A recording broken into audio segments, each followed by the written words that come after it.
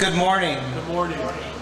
I'm Alderman Raymond Lopez. It's my pleasure to welcome all of you to the City of Chicago Southwest Side Gage Park community. Joining us today are my colleagues, Alderman Mike Rodriguez, Alderman Julio Ramirez, and of course, the distinguished mayor of the City of Chicago, Brendan Johnson. We're here because of the unprecedented flooding and damages that have struck the southwest side of Chicago. Many residents, thousands of families have been impacted. And today, earlier, Mayor Johnson and I walked and talked with residents impacted by what we've seen, by what we've heard, and finding out how we can work together for the residents of Chicago who've been negatively impacted in the past, and how we can help them prevent this in the future. And with that, I gladly turn the podium over to the Mayor of Chicago to express what he learned today. Mayor Brendan Johnson. Thank you, Alderman Lopez. Good morning, everyone. Good morning. Joined by, again, Alderman Lopez and Julio Ramirez from the 12th Ward and the 22nd Ward, Alderman Mike Rodriguez, and the full force of government. The 14th is now here, so Halo Gutierrez, where is she? Oh, she is here. So how about we do this? Is it okay if we just give her a minute to say a few words? So before I give my remarks, we have the 14th Ward Alder, Halo Gutierrez. Good morning. Good morning. Alderwoman Halo Gutierrez in the 14th Ward, proudly serving the communities of Gage Park, Chicago Lawn, Archer Heights, Brighton Park. They were also impacted with this flooding in the recent days. Our neighbors are hurting. I've been in basements with families this week, and the damage is heartbreaking. Every level of government needs to be involved, not just to observe, but to take action. We can just tell constituents that this is all due to decades of disinvestment. Our community doesn't need more political theater or petty actions. We need resources, accountability, and long-term infrastructure solutions. I thank you, Mayor, for being here with us today. Thank you for taking all those calls, as well as the Department of Water Management and our OEMC director. We've been in constant communication with them since July 25th. And that commitment needs to continue, and we really need real action. We'll continue working alongside the mayor, my colleagues on the city council and in other levels of government, and our residents to make sure families of the southwest side get the protection and support they deserve. Muy buenos días. Soy la concejal Hilo Gutiérrez de aquí del Distrito 14, representando algunas de las comunidades que también han sufrido daños después de estas inundaciones en los recientes días, tanto en julio 25 como este fin de semana, el 17 de agosto. Nuestros vecinos están sufriendo. Hemos estado en los sótanos con las familias esta semana y el daño de verdad nos parte el corazón. Todos los niveles de gobierno debemos estar presentes, no solo mirando, sino actuando. No podemos seguir diciéndole a la gente que todo esto solo es por décadas de abandono, o de que el sistema simplemente no tiene capacidad para recibir el agua que cae. Nuestra comunidad no necesita más pleitos políticos ni teatro barato. Necesitamos recursos, cuentas claras y soluciones reales de infraestructura. Una vez más, necesitamos recursos, cuentas claras y soluciones. Por eso, le doy la bienvenida hoy al alcalde y le agradezco que esté aquí en nuestra comunidad hoy, al igual al Departamento de Agua y también al Departamento de Emergencias, con los cuales hemos estado colaborando desde que fue la primera inundación. Nuestro compromiso debe continuar y buscar soluciones. Seguiremos trabajando junto al alcalde, mis colegas del concilio y otros niveles de gobierno, y con los propios vecinos para que las familias del suroeste reciban la protección y el apoyo que merecen. Necesitamos la declaración de emergencia del Estado y del gobierno federal para que se hagan llegar los fondos para que las familias puedan recuperar lo que perdieron y también hacer remodelaciones en sus sótanos. Muchos de ellos perdieron todo. Seguiremos tocando puertas, seguiremos instruyendo los siguientes pasos. Hay una nueva encuesta que OEMC ha puesto. Necesitamos pedirle a los residentes que hagan uso de esa encuesta, llenen su información pongan sus fotos para nosotros poder hacer el caso grande y fuerte para poder pedir ese estado de emergencia en el estado y el gobierno federal. Just to close up, there's a new survey that I'm not sure if it was mentioned before, where we need our residents to fill it out. Put in your information, upload your pictures, so that way we can strengthen our case and ask for relief with the state and the federal government. So please, constituents, use the QR code. If you have any questions, reach out to our office. We'll continue to help you out. We're gonna go canvassing again, door to door, giving that information to our constituents. If they need help filling out the survey, more than welcome to help you out in the office. And we'll continue fighting for this issue. Thank you. Thank you all. Thank you very much.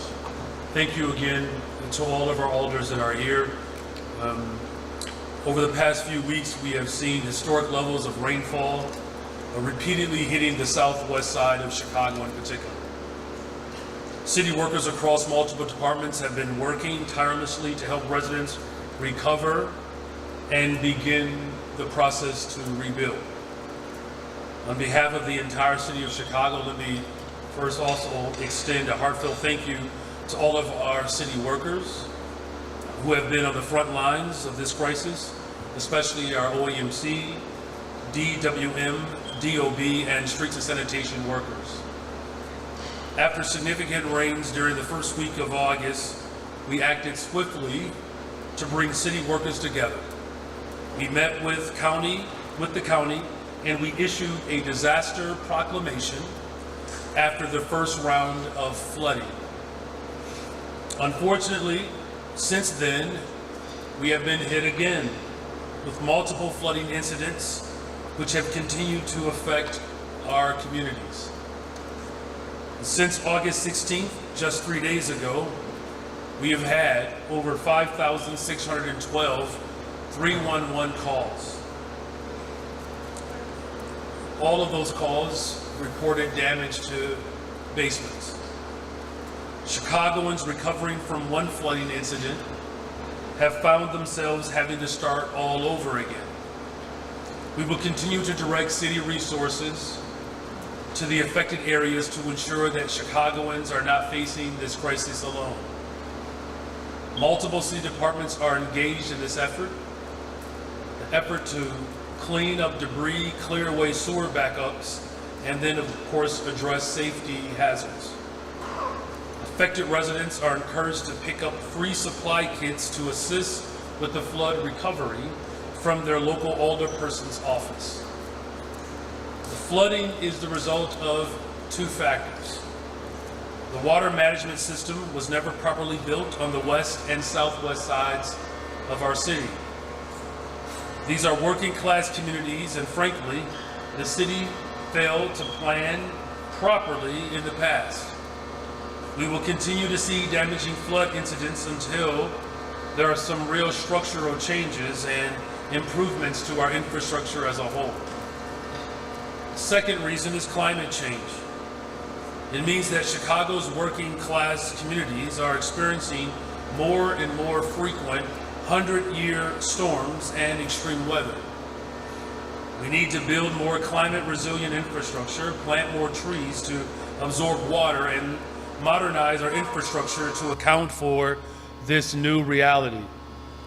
But today, we are calling for one thing in response to these flooding incidents. We need the state as well as the federal government to provide emergency relief for homeowners as well as our businesses. We will not allow this disaster to turn into a tragedy. We need state and federal dollars so that we can help residents repair their homes and ensure small businesses can fully recover. What we are asking is that residents also fill out their damage assessment surveys so that we can accurately report the extent of the damage. The more information we have, the better prepared we will be to fight for the relief of our communities that desperately need them at this time. In addition to filling out assessment surveys, residents can and should continue to call 311 to report water in your basement and make service requests. The deadline to fill out the damage assessment is this Friday, August 22nd. Finally, Chicago, I'm asking that we all come together in this moment.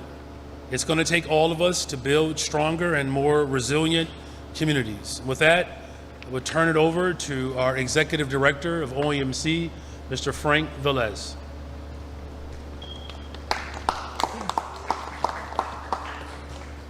Good morning, everyone. Thank you, Mayor. Good morning. I'm Frank Velez, the Executive Director for the Office of Emergency Management and Communications.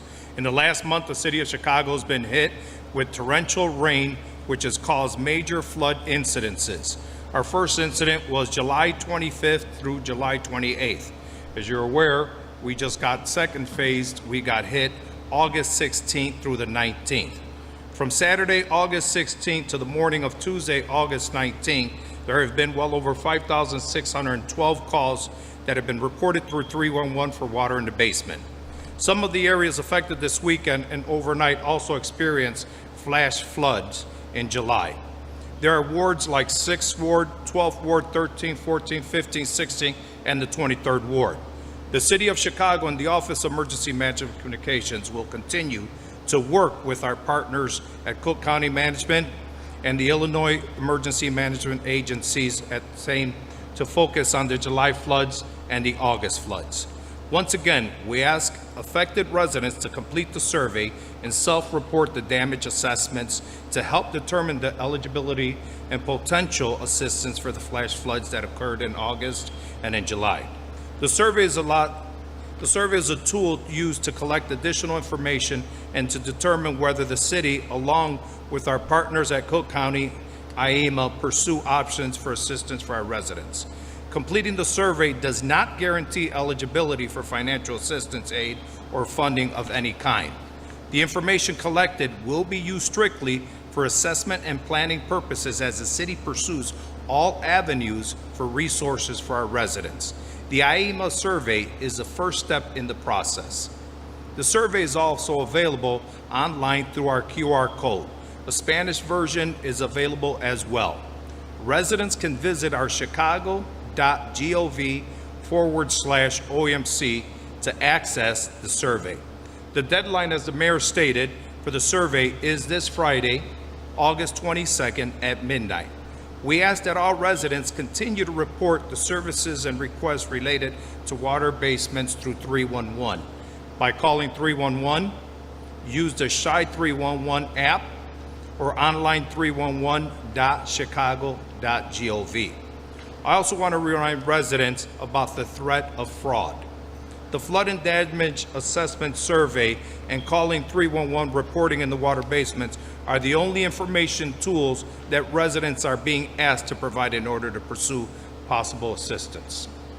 Do not provide personal information or payment to any third party.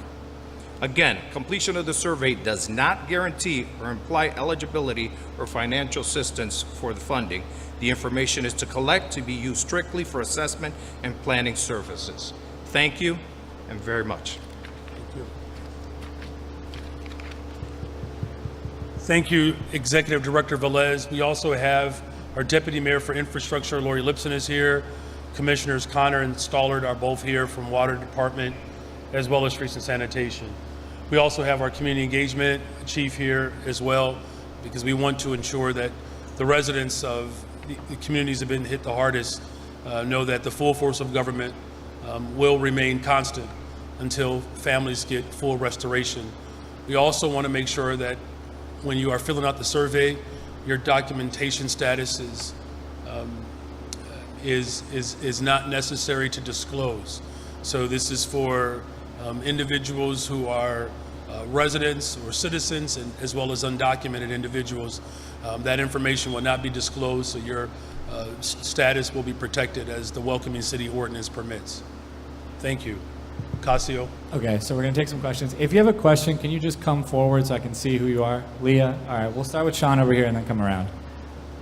Good morning, Mayor. Good morning, everyone. Good morning. Mayor, a couple of questions for you. One of them is the very residents you talked with today said this has never happened before. It's now happened twice in the matter of weeks. What does that say? And also, could you address what Frank was talking about, which is the potential for scam artists to come in and try to take advantage of these residents? Yeah, you know, look, as I said before, the first thing is our hearts are with all of the families that are experiencing the damage. I've spoken personally to residents on the southwest side. This is very reminiscent to what families experience on the west side of Chicago as well, and other areas that have been impacted. What it means is that the infrastructure that was never properly structured, that we have now reached a point where it's going to require us to make those investments so that this doesn't become the norm. So we're going to do everything in our power to ensure that the initial cleanup is taken care of, and all of our city workers are prepared to work around the clock in order to expedite the cleanup. But it really means that the declaration is just a response to this particular moment. The real declaration has to be a commitment to ensure that the infrastructure that was not properly planned out, that we repair that. And the members that you're seeing here that are representing their respective wards, some ideas have already come forward, and I know they're very much committed to making those necessary investments so that this doesn't become the norm. As far as potential to scam, Director Velez, you want to expound more on that, please? Thank you, Mayor. Importantly, as we all know, that we have several organizations out there that may come to you, and we're asking residents to understand that the survey is the only assessment that needs to be filled out. We want to make sure that our residents feel comfortable that there are no third parties coming in there guaranteeing any type of assistance for them. This is the process that needs to be taken, and this is the only way that we're going to be able to get, as the mayor said, the governor's office to do this proclamation. So we want to make sure that residents do not provide any personal information at all or use any third party for recovery purposes. We're working with SBA, HUD, and the governor's office at this moment to try to find some relief. Thank you. Thank you. Good morning, Mayor. Good morning. Michael Liptrop with Block Club Chicago. Earlier this year in January, HUD awarded Chicago and Cook County a total of $670 million for relief for the 2023 and 2024 flooding, in Chicago specifically $426 million. That funding came over a year after the flooding. And so looking at that as a precedent for now asking the federal government and state for relief, the reality that this may not come for a year or so. In the meantime, beyond the assessment, what can people expect as far as what the city can do while we wait for that funding when it comes to addressing some of the water management issues and those infrastructure issues?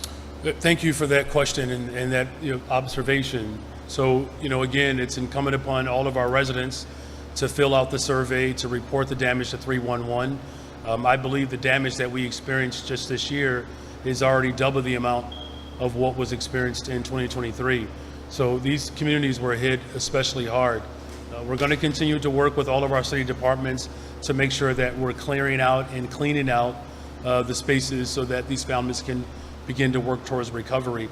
In the meantime, our administration is committed to ensuring that the water mains as well as the catch basins, that we are paying closer attention to those, clearing them out, making sure that there's a clear pathway for water to be able to move so it doesn't get trapped and eventually cause blockage and cause flooding. And so that work will continue. We have incredible city workers that are committed to not just assessing the damage, but looking at ways in which we can mitigate it in the short term. I'm going to have our Deputy Mayor Lipson add to that. Thank you, Mayor. There are a few things that I think residents would like to know. Once they clean their basement up, they can take their bulk garbage and put it in the alley. Streets and Sand is picking them up. We also had tree emergencies that occurred over the last few days. Make sure you call 311. Streets and Sand is working on that as well. The Department of Water Management is also going to start cleaning the sewers in the area to make sure that we have a clear path as well. And CDOT is also working on some of the traffic and street lights. So again, make sure you call 311. any resource that you need, it's imperative to please call 311. Thank you. Mayor Johnson, good morning. Good morning. Jeff Buckles, WBBM News Radio. Yeah, you're doing a fine job. You are kind to say that, sir. I appreciate it. You've said that the southwest side and other parts of the city, underinvested parts of the city, need investment right now, particularly with sewers and other infrastructure to correct decades of disinvestment. Based on what we see is the trend here with flooding, does this increase the urgency to ask state lawmakers to make changes allowing you to seek more, as you put it, progressive revenue options? And have you spoken with the governor today about relief? I have not spoken to the governor today about relief. Those conversations, of course, are still ongoing with our, respective teams. He will hear from me directly. One thing that that we know that this was a joint effort from me and the county board, President Tony Preckwinkle, and we fully anticipate that the governor will be responsive as he has historically been.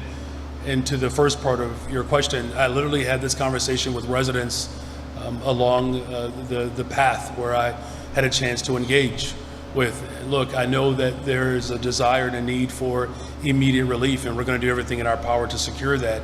The ultimate goal is to make sure that this doesn't become the norm, and it really requires us to invest in people, and that will require progressive revenue. And look, I'm going to make the case. We'll bring it to the residents, and people can decide if we want to remain stagnant and continue to get what we have received, or do we want to press forward to make those necessary investments so that families who are hurting from these floods don't have to worry every time it rains. I was talking to Alderman Lopez yesterday, and of all the things that can be triggering as elected officials, you never thought that rain would be one of those triggers, right? And Alderman Lopez has been doing this for some time. Same thing with Alderman Rodriguez. So we don't want people to panic every time it rains, but you're absolutely on the right path. Where I'm having conversations with city council members. They're going to bring ideas to the table as well, and we're going to put forth the budget that ultimately provides us with a pathway to have a safe and affordable city. Thank you. It takes a lot of time to get money for more infrastructure spending. It takes time to do that infrastructure work. Are there any other smaller measures that you're considering? Alderman Lopez floated the idea of a rebate for devices that people can install in their home to prevent flow into their basements. Is there anything smaller that you're considering? Yeah, there are ideas that are coming in. As our deputy mayor has indicated, there are some measures that between our transportation department as well as water management, streets and sanitation, we're looking at ways in which we can help assist when rain comes at that level to be able to move water through. But the reality is this. Look, I'm going to always tell people the truth. The harsh reality is that there was poor planning in the infrastructure that left Southwest and West Side families, working people, vulnerable. And, as difficult as this is, and as much as we're going to work hard to provide support on the front end, there aren't just simple, quick fixes to this. Many of the things, and this is not like hyperbolic, it's just the reality.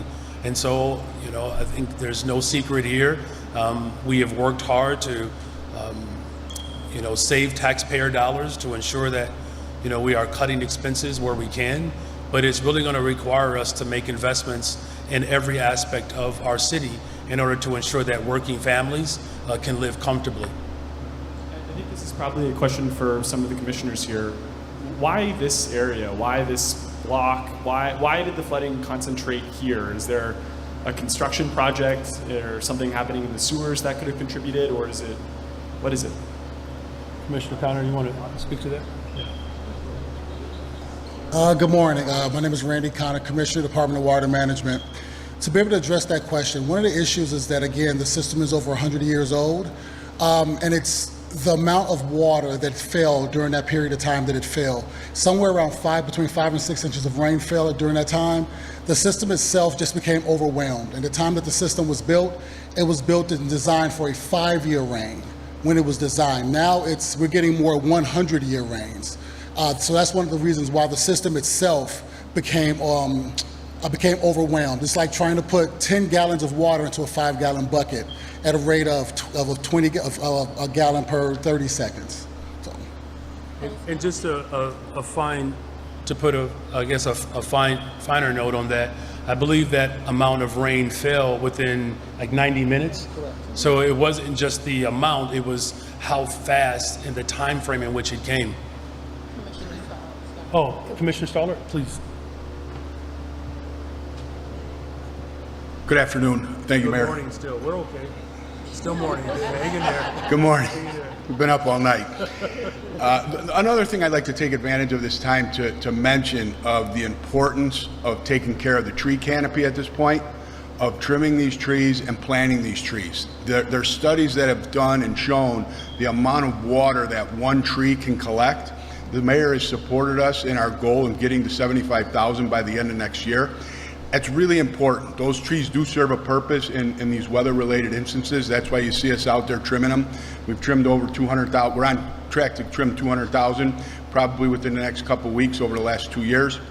Again, the importance of trimming those trees and keeping those trees maintained will help in this effort as well. That's just another small effort we take. Thank you. Good morning.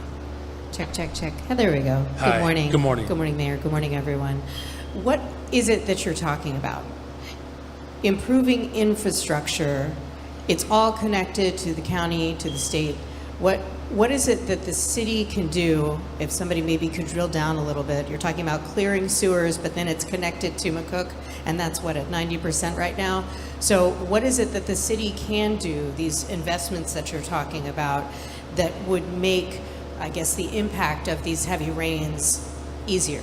Sure, Commissioner Connor, and there's a project that we just broke ground on with the suburbs, providing water supply for the suburbs. So there is a relationship that we have. But Commissioner Connor, you want to speak to that?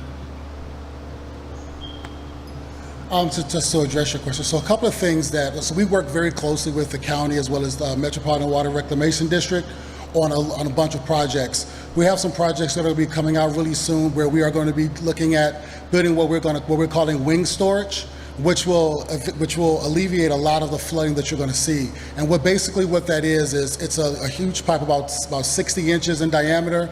We have to fit it in spaces probably about 2 blocks long, where the main sewer itself will overflow into that and use as a holding tank to be able to hold more water. Then that will eventually fill up, and it will flow into the MWRD system. But we're also looking at piloting some sensors in the sewer system as well to try to give us a clearer idea of where the flooding will happen, so we can do more preventive maintenance. But we're also looking at the area that has flooded over the past few days to look at what we need to do to clean the system itself, just to try to make sure that the water is flowing through, make sure it's flowing through. Thank you.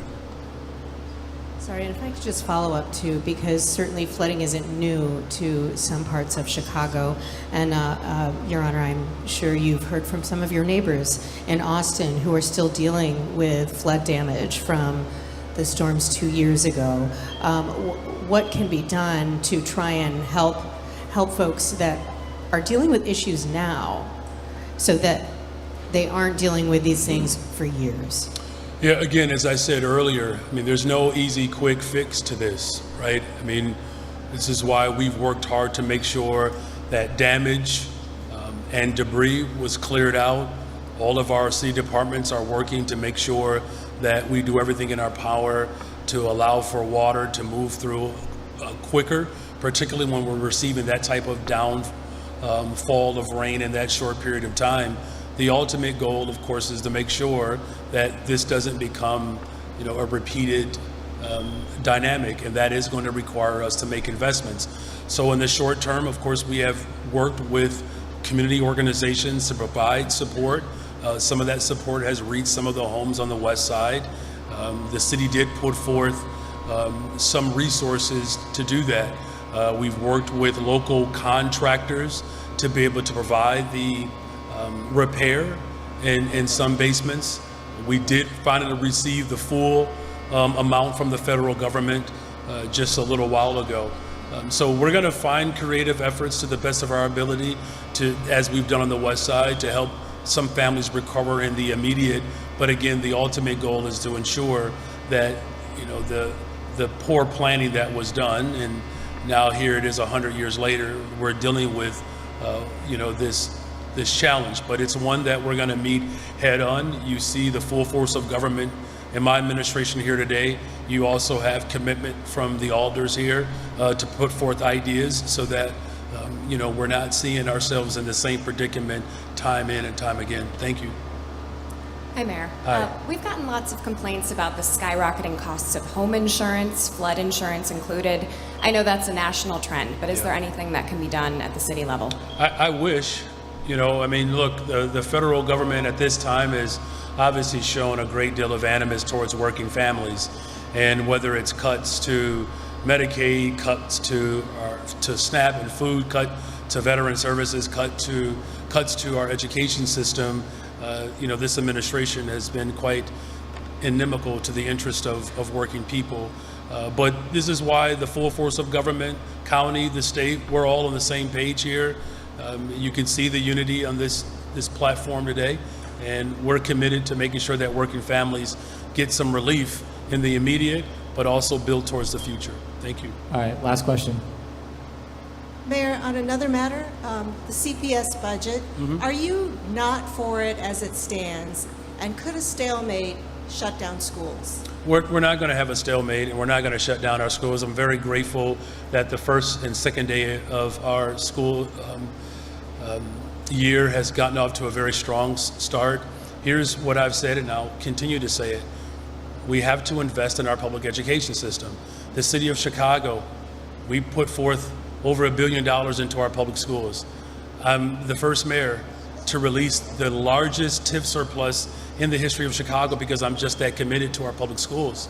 I'm going to fight every day to make sure that families in this city have a world-class education, and that requires us to fund the district. And look, I dropped my kids off to our public schools, you know, an 8th grader, a 6th grader, and of course, you know, I have a graduating senior this year. I'm going through changes right now, by the way, as my oldest is preparing to leave me for college in another year.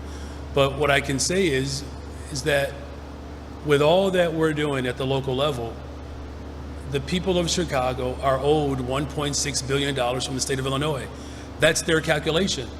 And so I'm going to do everything in my power to make sure that we don't have cuts to the classroom, because that is really the alternative that people are presenting. That if we don't take forth the vision that I was elected to carry out, the only other option that they're providing is to cut. You know, we already know that there are a number of workers that were cut as a result of the previous CEO's budget that I inherited. We told people 2 years ago that it was a problem. We told people last year it was a problem. And then he skirts out of here, leaves us with this $734 million deficit that we ultimately will fix.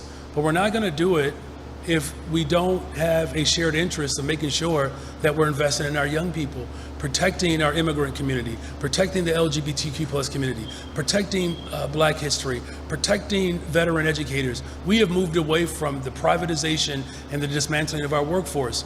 We have seen already, we have less vacancies at the start of this school year than we've seen in a generation, because we're actually hiring people to show up for our young people. You know, but families are united. I believe as a group of leaders we're united. $1.6 billion from the state of Illinois. That's ultimately what we have to continue to fight towards. But there will be no stalemate. There's no shutdown. We're committed to making sure that our children, no matter where they live, have a world-class education, a school that they can walk to that's fully funded. Thank you all very much. Thank you.